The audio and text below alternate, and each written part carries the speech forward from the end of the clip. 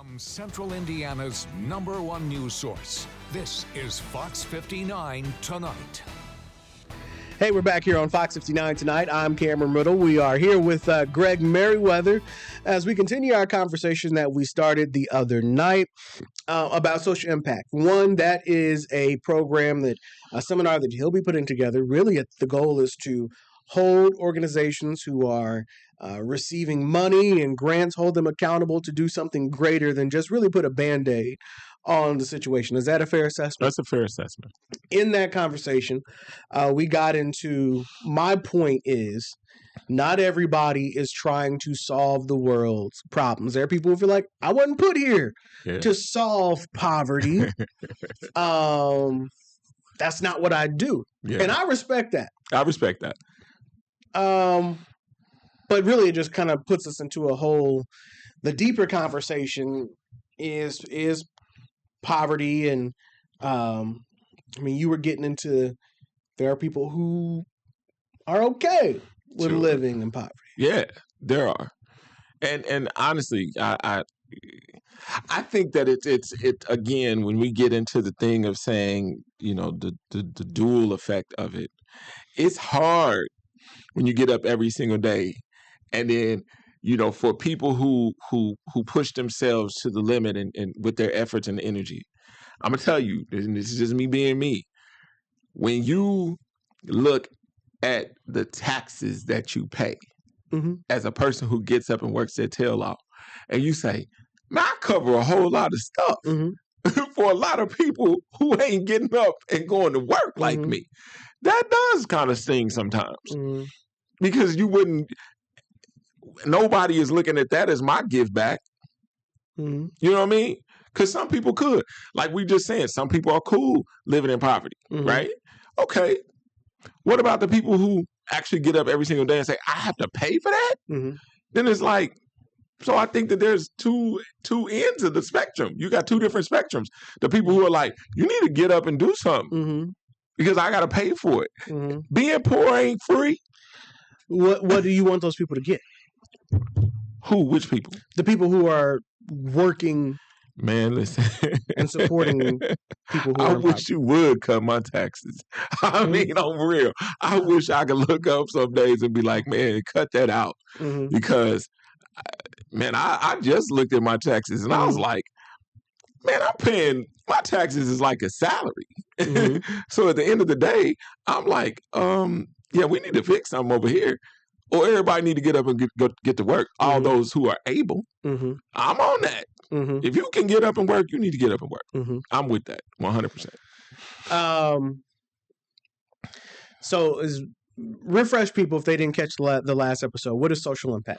Social impact is one, looking at who you are, what you say you do, then looking at what you actually do, and then taking a self-awareness thing and say, am I actually really fixing the issue that I said I'm fixing based on what I claim to be? So if I'm an organization that says I'm kind of, working on homelessness, am I really doing something to stop people from being homeless, or am I doing stuff that just kind of makes them comfortable being homeless? When you realize that our homelessness rate is higher than the national average, when you realize the unhomed homeless is higher than the national average, and you realize people get money for homelessness, then it's like, well, what are you doing with the money? So it's those things that I want people to really start looking at and say, am I really having an impact on society by saying that I do this? And is it changing lives or keeping people where they are? What about, do you think there are people out there who are doing? Yes. Who meets your expectations? Man, that's a good question. I do believe there are people in organizations who actually do some good work. I don't want to name them currently. But I do. I think I'll say one. I think Brightwood does good work. I think Shauna Majors and her team over at the Brightwood Community Center really do some work that gets them out into the community to try to make a difference. Because it's not just about giving things. It's about saying, you know what, can I help you get a job? and doing fork truck training, so that people, can be forklift certified and all those types of things. One like me with Lonnie Silva and T. Ridley, making sure people have the licenses, getting people expunged so that they can get into the job field and things like that. Working with said employees or employers to say, what, they've vetted, they've been through my program, so on and so forth, and these are some people that you can potentially hire. Those things they have a grand impact when you say, all right, it's not just me giving you something, it's me sustaining until you can overdo the maintenance and you can go over here and maintain what it is. We've put you on a foundation of being able to get it, but now I need you to get it because I've done something to level set you or helped you level set so that you can go out into society and do it yourself. Become self-sufficient. So again, the people who, suppose I'm a business owner. Sure. And I make my money, my employees make their money, but I decide that I've got some extra cash. Now, I didn't wake up in the morning. My goal is not to save the world. Sure. My goal is not to end poverty, but I just want to do something nice. Yeah. Is that okay that I give out turkeys, or would you consider I give out turkeys for Thanksgiving? So, do you want to do something nice or do you want to do something impactful? I do something impactful with my business, and I could. Okay, and I could like that. Touche. You do something impactful because you hire people and you help provide people the lives or a lifestyle or whatever you want to call it. And maybe we're doing a good service, whatever it is we do, make a good product. Do something fun then. Okay, I rock with you. I rock with that because I'm thinking of the people. Because again, as we said, I would rather you do something impactful. That's me than to just do something and to say you did it. I think I would be doing it because I got this. And we got extra money here, and I could do whatever. Ain't no such thing, but I get it. There's money we didn't expect. Now, most business people, you know where that's going. But maybe it's just a really kind-hearted CEO. And there's nothing wrong with being kind-hearted. I would just ask that if you're kind-hearted, do something that's impactful, and not just something to say, I'm being nice. Do something impactful. Is giving away turkey, is giving people a Thanksgiving dinner impactful? I think if you go and you look at some of the things that I've seen online, I think it was Kendrick Lamar who went and paid all the lunch debts. Paid $300,000 in lunch debt. I'm like, yeah, I like that because at the end of the day, it's like that's impact. That's looking at saying, all right, man, let me make sure you get this cleared. Now, does it change the mentality of the people? Probably not, because have you totally you've wiped out a debt, but did you change the mind? Well, but I would challenge you. I think this is what you would say. Okay, what about next week's lunch? Yeah, you might build the debt up. But I think that, that there's another part to it, what I think is the education part, to say, okay, well, what is it that we're doing? And what does that look like to, if I pay this debt, then what does that look like to the people who were in debt? Are they going to move forward and not incur this debt? I don't know. But I think that's the other part of it, is the education piece, to say, am I actually fixing it? Because if you did pay the debt, I'm with that. I would love the other part to be like, now let me know what it is that I can do to help these individuals not be in debt. So it's the total gambit. And who's doing that? Are we talking about the business owner who's just like, I'm just I think it's the person who is helped to go a step further, to say, all right, let me see what it is that caused it. That's the whole root cause. If we're talking root cause, which a lot of these organizations talk. So now we're talking about the organizations who said this is my goal. Yeah. So if we say root cause, then let me go all the way to the root cause and say, okay, why is this debt? I'm going to clear the debt, but why is it happening? Is truly the fix? Is why is it happening? So because if I got to feed you every day, my job is to find out why. If I got to give you a coat every year, I got to find out why. And I think a lot of people are afraid to find out why. Because if I start fixing what the why is, again, I'm putting myself out of business. If it's my business, if my business is that, then I'm putting myself out of business. I truly am.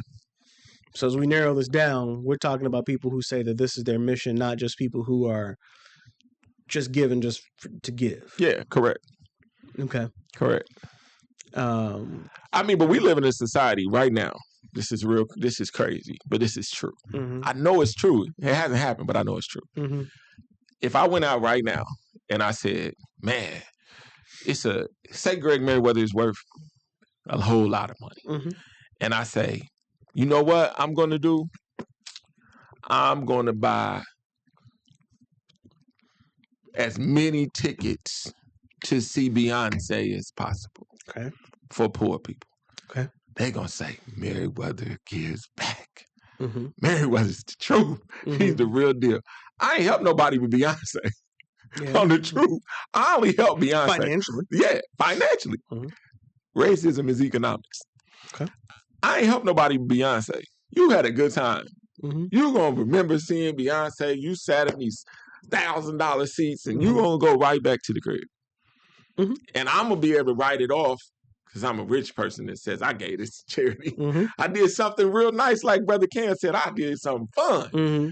But I did it. But no, I'm going to get all the way back because it's part of my business. Mm-hmm. But you become a tool. Mm-hmm. And I don't even think we realize how much of a tool we become even in the rich man's game Mm-hmm. of poverty. Oh, man, please, I'll give you anything you want out here in these streets. Mm-hmm. I'm going to write that joker off as my charity. Mm-hmm. And we just charity in all aspects of the game. Mm-hmm. We get charity for the rich.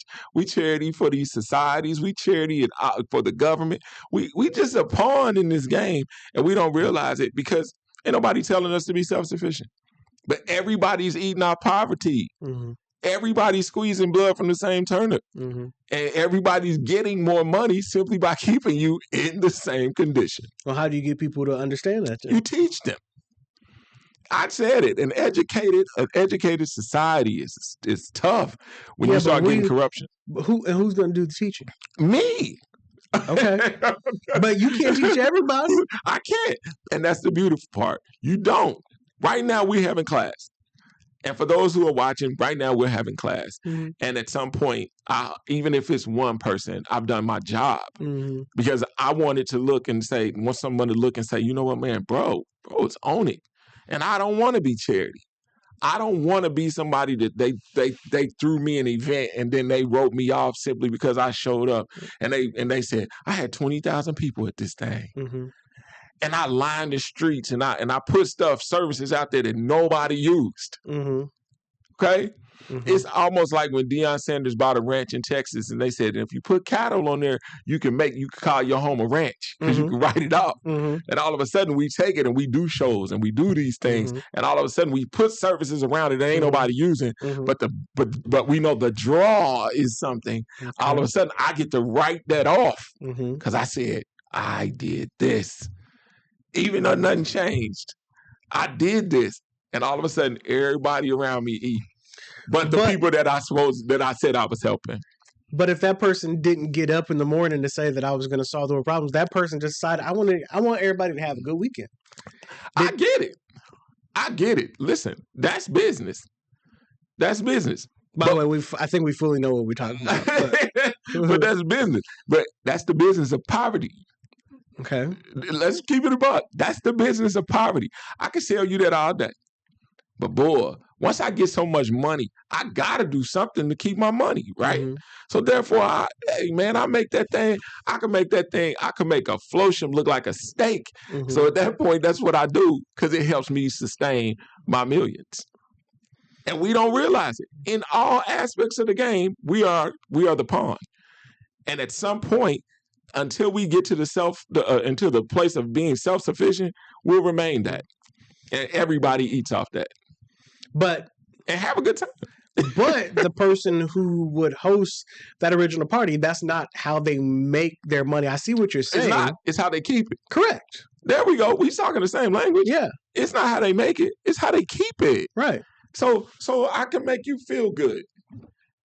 And you call it giving back. Mm-hmm. But on real time, to keep it a buck, you part of my business. But so who's the shame on in that? Who's the shame? I can't. I don't know if it's shame, but I will say this. I say shame on both of us. I'll say shame on me because I would rather be entertained. And then shame on you because you will utilize that which I do not know to maintain what it is that you have. My mama said I always got an answer. Yeah, I see. I see.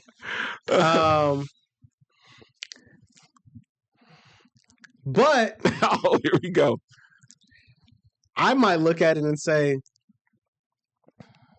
well, that's how you do it. That's how you keep your money. Boy, listen, that's how you do it. So, but I want to say, okay, kudos to that person for figuring out how the game is legally played. Oh, boy, that's tough. Because that is how the game is legally played. It's just unfortunate that we always part of the game. But okay, now but here we go. It's just unfortunate that we are literally always part of the game. But so here's where people, I said at the top of the other show, people will say Greg Meriweather's a hater. Sure. Greg Meriweather's the person that we all want to hate. Sure. Because they would say, I just said, okay, kudos to this mysterious person who had this event. For figuring out how to legally, that's how you keep your money. Yeah. And they would say, and there go Greg Meriweather criticizing a brother. Nah, it's not that. Because I would say kudos to the brother. I would say kudos to the brother. It just reminds me of The Wiz. When Michael Jackson said, "You can't win, you can't get even because you can't get out of the game," and that's us. We can't even break even because we can't get out of the game. It's like at the end of the day, we always the pieces in the game, and we the pieces in the game for even our own people who have figured it out have now said, "I have to follow the same blueprint that those who oppress utilize," and it exists. It exists in most of the stuff that we deal with. It exists in the church. We know it exists in so many facets of our everyday life because it's economics. But when you have the internal thing, and I don't even want to call it racism, but if I use the same playbook, then it's like, dang, I don't even know if you call that racism or treason, but I'm using the same playbook that is utilized to oppress me. It's just truth. We know this. So, if you're okay, let's see where we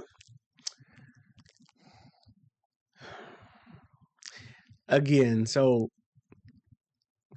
well, I guess let me allow you to say, because people would say, okay, if you're just criticizing the brother for figuring out a good way to keep his money.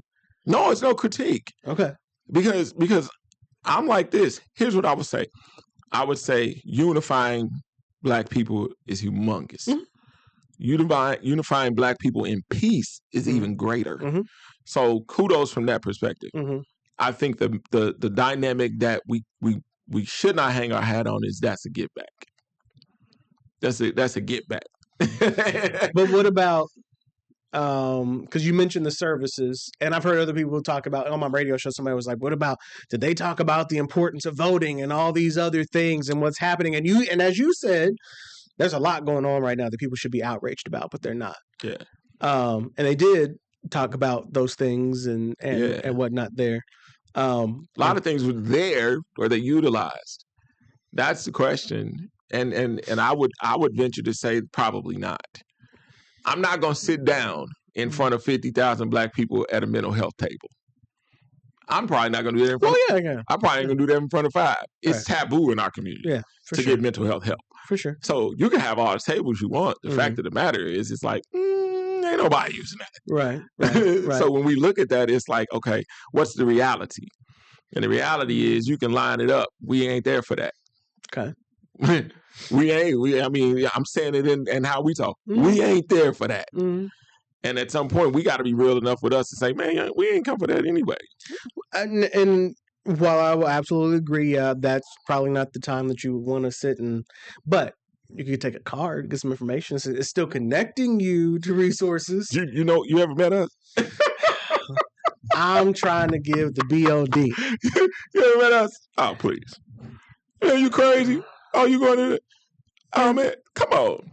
You talking about a group of people where 98, 99% of the homicides that happen in this city happen in our communities.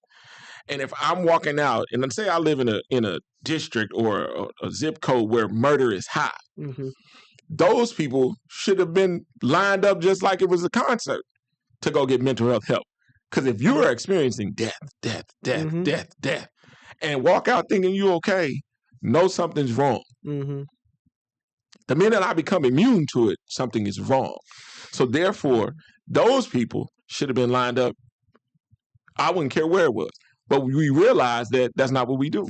So how do you get, I mean, like you said, this is class, and some people they're in class and they're getting this. But another group that does it well is Girl Talk Inc. They do it well. I think people, I feel like Greg, another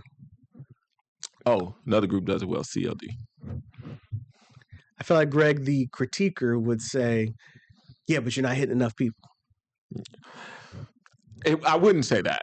And the reason I wouldn't say that is the same reason I would say with class. At the end of the day, if you start getting small numbers can feed into large numbers. My thing is, are we getting the ones and twos? Are we actually getting it? And then what does that look like for the ones and twos? I think a lot of times we look at the stuff we do and we don't think about, if I take a kid and I put him in a program, right? I remember, and I'll say this, I remember critiquing a place that said they had safe spaces. And shout out to Dr. Savage. And I said, people were like, man, why are you hating on Dr. Savage and the safe places? Oh, yeah. I saw that on Facebook. Go on. And people don't know, I reached out to Dr. Savage. Okay. I hit her on the inbox on LinkedIn. And I said, hey, Heather, I apologize if I offended you, because when I speak like that, I'm speaking from my experience. And I said, I grew up in a household that was filled with abuse. And I was a athlete, 2-sport athlete, successful at both. I was all-city band 2 times. I got into any and everything that was deemed positive.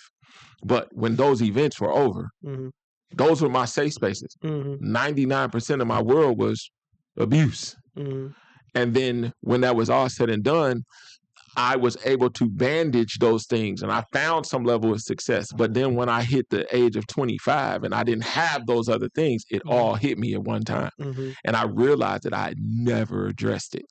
Nothing never happened, and my world almost fell apart. So we could call them safe, but it's temporary. Because if I never address it, and if I never really, 1% of my life having that space is not enough. What was your criticism of her originally? My criticism truly was, if I have to come there, I've not hit the root cause, because my home ain't safe. And that's what happens with a lot of kids in these programs. Their home is the nucleus of the problem. And so if we're not looking and saying, what's happening over there? You think about it. But continue. So what was your critique? My critique was, I was coming from my perspective. I get what you're doing, and I commend what you're doing. It may be temporary, but I commend what you're doing. Because again, that's where I'm saying her organization cannot fix what is inside of that house. And that's the challenge when I say root cause, because that's not the root. That's a symptom. And you're giving some medicine, but I'm still sick over here. And if I don't address the sickness, the cause of the sickness, then I ain't fixing nothing. I may be able to keep you alive. And that's what I've said for years. I said, this prevention stuff has become like big pharma. I got something to keep you alive, but you ain't got rid of the disease. Band-Aid, medicine, all interchangeable terms in this. So if I'm not saying, okay, cool. I remember when we was doing the high fives. And all the brothers would line up, and we go to the schools and we do the high fives. And I remember I was writing for the recorder, and I wrote "Where a Good Deed Turns Bad." And I remember seeing kids come through the line who you'd be a high five and they turn, or they'd be like, "Man, why aren't you smiling?" They asking them all this stuff, and then I thought about me, and I said, man, what would it have felt like if I had got up in the morning? My father been abusive to my mother all night long. Mm-hmm. I ain't getting no sleep, and I'm coming through this line, and everybody asks me why I ain't smiling. Mm-hmm. And then they kind of forcing me to get in the groove, but ain't nobody came and said, Meriweather, what's wrong with him? Mm-hmm. We did the high fives. We got the news out there. Everybody's cheering for us. These brothers are doing crazy, great work. Mm-hmm. But then I got all these kids that's like, I ain't even eat breakfast, dude. And y'all out here giving a high five. And then you get all the accolades for doing just a mere thing, but you didn't solve the issue. Mm-hmm. You didn't look into these kids' eyes and realize that there was something. It makes me emotional because we do this so much and we don't address that kid. We don't address the need of that one individual that you telling to smile. Mm-hmm. And he's like, bro, my stomach is hurting. I'm growling. My mother was beaten. I live in a trap house. People selling dope and coming in. My mama's prostituting. Y'all ain't addressed none of this. But y'all getting recognized for doing great work. Would that have been can you do that event? Yeah. Recognize them for doing good work, but also what's the work? Well, whatever it was, but I'm saying it's generally me congratulating me. Right, but I'm saying the mission of that to make a kid's day start off great. It was the original mission, but I'm saying, can't you try to make their day sound great, but also look, tell me what kid is coming through this line and is not having a good day. That's what the article was about. I said we didn't go to the next step. Okay. We didn't go there and say, hold on, I saw some stuff I wasn't cool with. Mm-hmm. And now that I'm working with said school, listen, I know I ain't the counselor or this person, but can y'all, there's something going on there, mm-hmm. and I want y'all to get on top of that because, yeah, there's an issue. And are you all aware of it? It ain't my business, but yeah. Mm-hmm. And it's going a step further in the work that we do to actually look and say, all right, I didn't address that. And I need to address that if I'm getting on some root cause stuff. And we got to become those people. We can't continue to be in the Band-Aid people. We got to say, man, that felt good to me, mm-hmm. but what is it doing for them? And we gotta fix that. This is me. Mm-hmm. I think I'm trying to figure out what to name this episode. I may name it "Why Greg Meriweather is the Way He Is." Yeah, I like it. Or "Why Greg Meriweather Thinks the Way He Thinks." Yeah, that's gonna get some hits. Yeah. People are always trying to figure that out. It's crazy. No. I'm crazy about us. I'm gonna tell you that. I'm really I'm crazy about people because, you know. But I think let me just say this. I think in that example, is where people. That's a good short example of where people are like, there go Greg being a hater. Sure. Because maybe they don't always hear you out, or maybe you don't always deliver it the right way. But what you were saying is. Because at the end of the day, the high five and greeting them, that is still a good thing. Good thing. It's good for those. I don't remember what school that was, but I know they did several schools. I remember what happened. But it's good for those young black boys to see successful black men and what you could be. There's positivity and all that. Saying good morning, all that is great. And that by itself is good. Sure. But where people lose you is where you say, we could have done more, we could have done better. Well, whatever way you use it, your point is not that was pointless. Sure. But that there was more that could be done. There's more. Yeah. There's more. There's by far, there's more. And I think that and I don't want to say this for anyone, but, you know, when you start doing more, it kind of minimizes the kind of money you make. So if I give more time and more resource, then I'm coming out, you know, with less. And I think that, you know, I think a lot of people may look at it from that perspective and be like, man, I could do this for 5 minutes, 20 minutes, 30 minutes, and it maximizes what I'm doing because I'm making this kind of money for just doing it for this amount of time. But at the same time, it's like, it means something when you say, man, what's the literacy rate in this school? How many people are passing said tests, and what does that look like?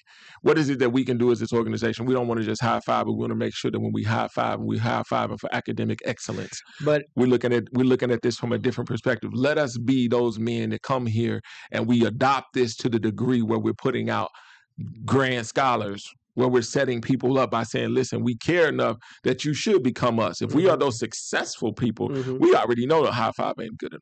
Well, and so this is where I'm thinking in a different space. I hear you when you say that people may be like, okay, but if I solve this problem, I'm going to make money off of this. I don't think of it that way, because I think the problem that we are facing is bigger than that, where the forces that they are fighting against don't want the problems to be solved. I think that you will know. I think if you are truly aware of the problem, then you know going in that you can't solve it. Correct. Yeah. And if I go in knowing I can't solve it and I take the money, I'm not putting all that money into something I can't solve. I'm putting that money into me. You can't solve right now. I know I can't solve gun violence. Okay. Not the way it's been done. I know I can't. So I know the only way that I can actually do something with gun violence is by challenging the people who allow guns to be in this country. Period. And I agree with that. Period. I agree with that.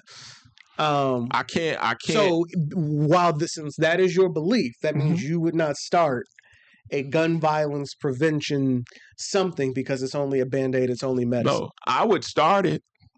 But my business would be fighting for legislation. I will probably be on the lobbying end, as opposed to me being out here saying that my program, is doing something. I remember visiting John Jay College in New York. Okay. And they were doing the emerging technology on crime prevention or something like that. And I asked what was deemed. They said this guy was like the number one statistician or research statistician or something for crime prevention. And I remember him being on a panel, and I sent him a message while he was doing it. And I said, how much do they look at gentrification as it relates to crime prevention? And how much, and I said, and what's the impact? He said, it is the impact. He said, you didn't give nobody a job. You didn't make it to where they made more money. You didn't change a life. All you did was raise the prices of where they lived, and crime moved. It didn't stop. And so when you realize that we're taking credit for a number, we say 30%, 30%, 30% every year. Well, that's national. That's national. And when it's all said and done, I know that if someone makes a decision to unalive somebody, they've made that decision. It's just that simple. It's unfortunate. And just like with the peacekeepers, if a crime happens at 2 o'clock in the morning, 3 o'clock in the morning, most of them ain't even up. So I look at those things and I'm like, are we really involved in that? Or are we just hoping that no one kills somebody tonight? And typically I believe we're just hoping. I don't believe we're preventing. What, in that sense, if the laws are the way the laws are and the system the way it is, what is prevention? What is crime prevention? I think prevention to me would be basically what what my company does. Mary Mind Creations is messaging. It's mental work. It's putting out messaging. It's like we talked about on the show when we talked even about the curfew. Okay. It's coming up with concepts and ideas to say, at least I'm doing something. If I educate kids enough to say, hey man, we're gonna get on this bullhorn so you don't have an excuse. You can't look and say, my phone was dead, my watch is dead, this is dead. I don't know that it's this time. This is where my operations leadership comes in. I'm going to make sure I do my part because I'm not a person that says I hold you accountable without giving you the tools to be successful. I have to give you the tools to be successful, then I hold you accountable. And that's where we fail in a lot of stuff. We don't give people the tools to be successful, but there's a level of accountability that comes from the government that knows that they don't give people the tools to be successful. So for me, prevention is, all right, I'm going to give you all these lessons on what it means. Some of these lessons may be harsh. Some may look 5 pounds of pressure could end, not just end the person's life that you took, but it will end your life as well. Mm-hmm. Okay, so I'm putting that out there, so you pull that trigger, you go into prison. Mm-hmm. Period. I would put a commercial and say, "This is the last person you want to see," and make it the Marion County Prosecutor commercial, and be like, "He's the last person you want to see when it comes down to gun violence." Mm-hmm. And then read the rights. You're going to get 5 years if you got this illegal firearm. Mm-hmm. If you pull this trigger, this is federal. If you do this, it's this. And give people the knowledge. Mm-hmm. Continue educating. I don't care if you think it falls on deaf ears. That's what teachers do. You continue educating. Those who get it, get it. Mm-hmm. Those who don't, face the consequences. And that's what prevention is. My parents will be like, bro, if you out past this time, know there's a consequence. But you know. Mm-hmm. Most of the whippings I got, the conversation while I was getting it was, you know better. Mm-hmm. Yes. Are we those people or not? Mm-hmm. So it's like you consciously did it. Mm-hmm. So when I look and I say, okay, there are conscious criminals, mm-hmm. but then there are people that, man, there's so much you change simply because you know. Mm-hmm. We the people who say, if you know better, you do better. But half the time, most people don't even know. And then we got to do this thing with emotional awareness. We got to figure that out. These things are crime prevention. If I get you in my presence and I say, bro, you got to calm that down. Mm-hmm. And a lot of these things are derived in the home, but do we go into homes? Probably not. But I'm just saying that we got to get in front of it and change minds. You don't change the mentality of people by doing it for them. Mm-hmm. You have to train them to do it for themselves. And until we get to that point, we'll be fighting ourselves all day long. I'm not cleaning. I'm telling you. Mm-hmm. What did I tell you some months ago? I've never cleaned my kids' rooms. Why? Because they'd be like, "Oh, it's okay for me to junk it up." Mm-hmm. I'm like, "That's your responsibility." Mm-hmm. So if I want a clean neighborhood, then I must teach them. I must teach the community how to clean up after themselves. What it means to have a clean neighborhood. What it means not to have bodies dropping in your neighborhood because your property value drops when their body drops. Mm-hmm. That's how you even prevent gentrification. We don't even understand the value of just maintaining certain things in our communities simply by saying, "Don't do this." So those are the educational pieces. We have to become a better educated society. And I believe by becoming better educated, we won't lean so much into the government to assist us. But what if the government doesn't want you to be better educated? The government ain't never wanted us to be educated. That's why they took out leaders like Martin and Malcolm. But at the end of the day, why not listen? Listen, this is the other part. Greg Meriweather, the hater. Mm-hmm. The hater is the person that says, don't listen. Mm-hmm. Because if I'm guilty of anything, it is trying to educate the general public. It is taking my heart and all the time that I take to read and research and giving it to my community. Because I'm like, if you know better, I promise you it's going to help you. Mm-hmm. And most of the time, the people who hate are the people on the payroll. We watch Judas and the what is it called about Fred Hampton, Judas and the Black Messiah. Yeah. We watch it and don't realize that Judas has been empowered. Mm-hmm. We don't realize the dude who is infiltrating is the dude you call the hero now. Mm-hmm. We don't realize that these people are the people who now openly take the check and come and say, you must live off this and will fight me. Mm-hmm. The liberator, and say, he's no good for you because mm-hmm. he's taking money from me. Mm-hmm. And I'm like, listen, I'm the vegetables of your life. I may not taste good, but I'm good for you. And that's the problem. We got to do a better job of looking at this thing and seeing it for what it is. And honestly, Cam, it's challenging when you can see beyond what's actually happening. Mm-hmm. That's a gift. A lot of people just go through life, but they're not able to see around the corner and say, hold on, that don't look right. And I think that's the gift that some of our civil rights leaders had, is they were able to see through the mess and was like, I see it. And they took a lot of hell for seeing it. And ultimately it led to a lot of their demise.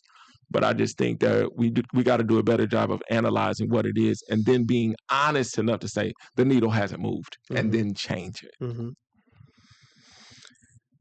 Is there who do you need to come beside you to do this? Oh, wow. That's a good question. Like-minded people, man. I think that, you know, there has to be people who are honest and fearless enough to get on this kind of mission. But it takes media. Mm-hmm. I think that is the biggest part, honestly. I think media is the biggest part for the change. I think that when I realized that media and entertainment, Mm-hmm. what we hear, what we see, I think that needs to be burned and rebuilt. Mm-hmm. Because I realize that influences us more than anything. The rhythm and the show influences us more than anything. So I need that. I need people who are able to set aside their their celebrity and get on board with saying, yeah, I wasn't born, but just reading in history, I missed the day of the Sidney Poitiers and the Harry Belafontes and the Ossie Davises who would say, I'm not playing no pimps. Mm-hmm. I'm not playing no drug dealers. Mm-hmm. We're not playing prostitutes. And now we realize that those are the biggest shows that we have on TV. Mm-hmm. And it influences us to a degree where we think gangsterism is good stuff. And so that part, politically, we need. Do we think that? We do. We do. Because I mean, man, you would not believe how many even our sisters, and that's why I love Girl Talk Inc. because they teach young ladies just how impactful they are on the mentality of young men. mm-hmm. And when you realize that, with certain young women, you had to come correct in school. Mm-hmm. You wasn't gonna be no dummy. Hey, that's old girl. You can't be stupid. Yeah. Hey, that's old girl. You can't be musty and you can't be looking dusty. Mm-hmm. So let me tighten up. Mm-hmm. And so when we look at that, it's like we gotta understand that nowadays you can look at sisters and they pick that. Mm-hmm. They're like, I feel protected. Yeah. Or ooh, he got the money. Mm-hmm. And not even thinking about it. And it's sad that temporary money will causes people to believe in this false sense of reality. Mm-hmm. I would rather risk my life to ride in this car, or I'd rather be at all the clubs and this, that, and the other, and I get this whatever pseudo love for a short period of time. And all of a sudden, it's like, I say this, man. Our sisters are the takeoff and landing for our community. Mm-hmm. And if they are on board with what's being done, then we're in a whole lot of trouble. But I just believe that we definitely need to look at media. We got to look at entertainment. We got to have law enforcement. You can't stand on the sidelines and watch a Derek Chauvin put his knee on George Floyd's neck. Mm-hmm. You have to be willing to take that risk and say, bro, we can't do that. We need that. We need politicians who are honest and don't just vote party. If you live in my community and you don't vote for my community, why are you representing me? And that's a big thing. When you represent the poor on a political level and don't do the right thing, mm-hmm. that's treason to me.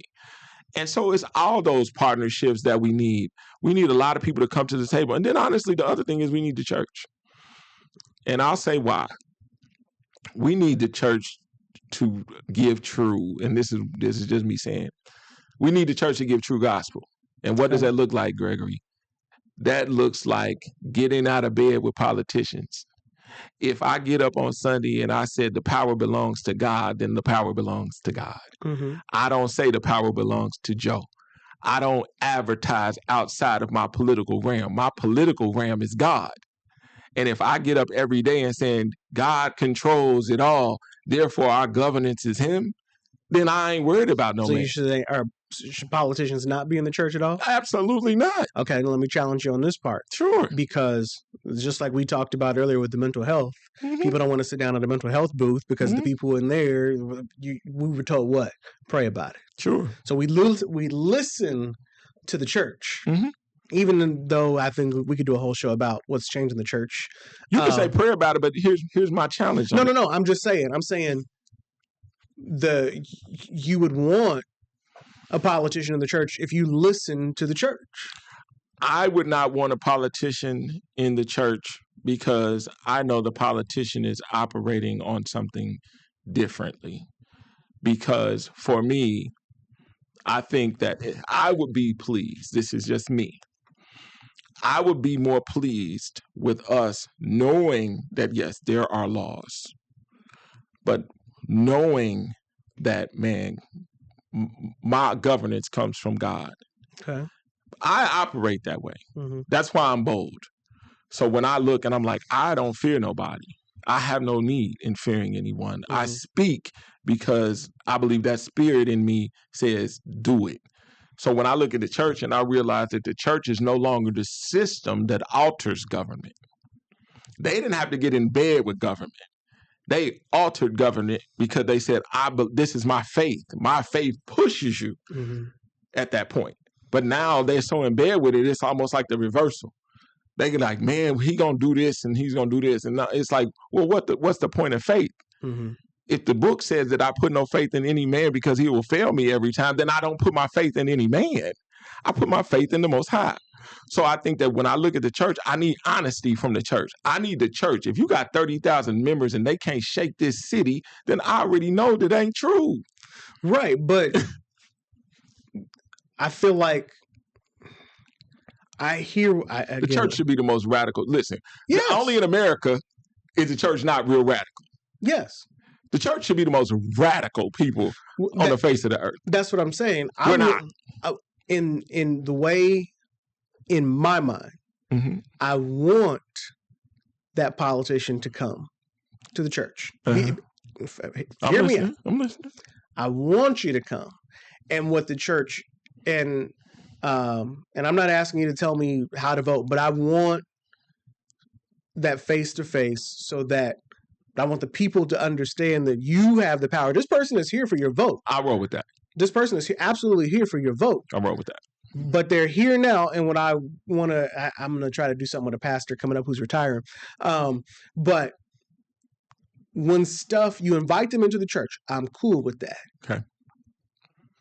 But when they're not doing what they're supposed to do, where you got a whole congregation that can get up in that mayor's butt and be like, hey, that's what I want to see. Since we trust the church and you listen to it, but we're not using the power that's there. So what happens when you get said minister who gets on the radio, who campaigns for them, and all of a sudden he's in his 9th season of abuse?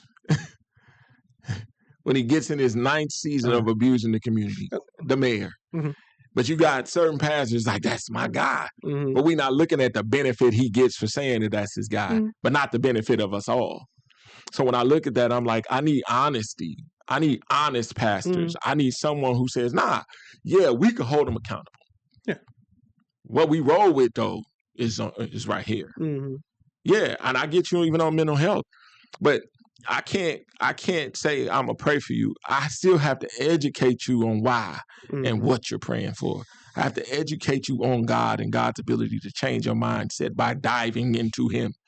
But I think that the church is probably one of the most pivotal pieces of what's going on in our community because we've now created celebrity.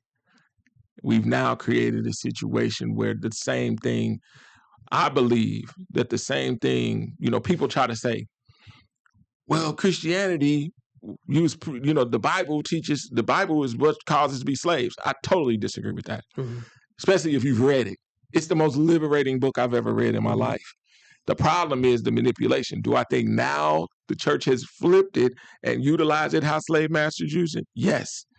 But I think that that's where you try to find the honest one who says, no, this is a book of liberation. And we should never operate as if we need to beg.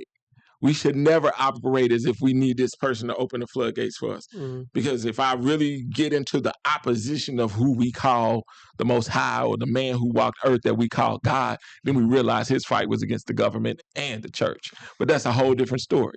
But all I'm saying is we need honesty in all sectors, and we need people who really want to see people liberated in all sectors. Mm-hmm. And by doing so, you must look at your impact on society and make the decision to say that I'm doing the right thing because I'm seeing progress and not just status quo.